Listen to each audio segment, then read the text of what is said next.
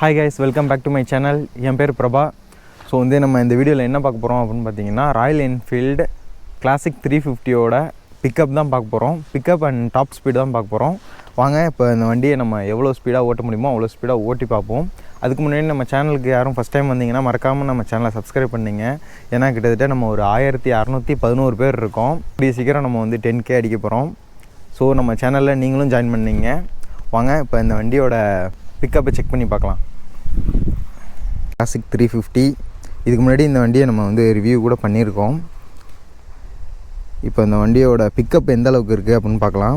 இதுக்கு முன்னாடி நம்ம அந்த வண்டியை ஃபுல்லாக விரட்டி பார்க்கல.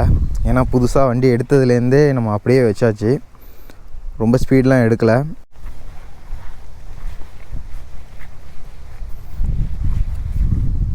நம்ம ஸ்பீடு செக் பண்ணுறதுனால கொஞ்சம் சேஃப்டியும் கொஞ்சம் அதிகப்படுத்திக்கலாம்.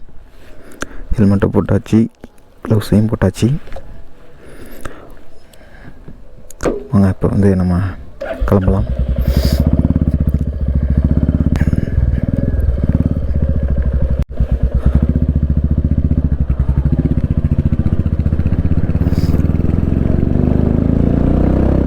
வண்டி செகண்ட் கியர்லேயே செம பிக்கப்புங்க.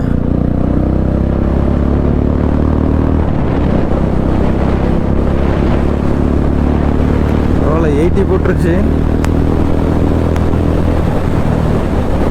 அசால்ட்டாக 100 அடிக்குதுங்க. ஒரு கொஞ்சம் ஜர்க்கு கூட இல்லைங்க. ஸ்பீடு போகிறது தெரில.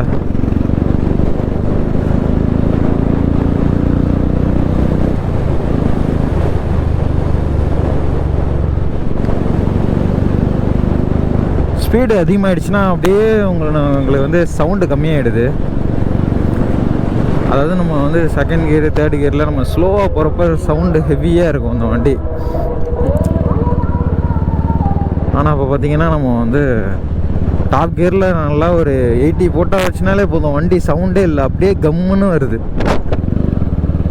சின்ன சின்ன மேடு பள்ளம்லாம் தெரியவே இல்லைங்க. வண்டி அப்படி லக்ஸூரியாக இருக்குது. ஸோ அதுக்கு தான் 2.5 லட்சம் செலவு பண்ணுறது.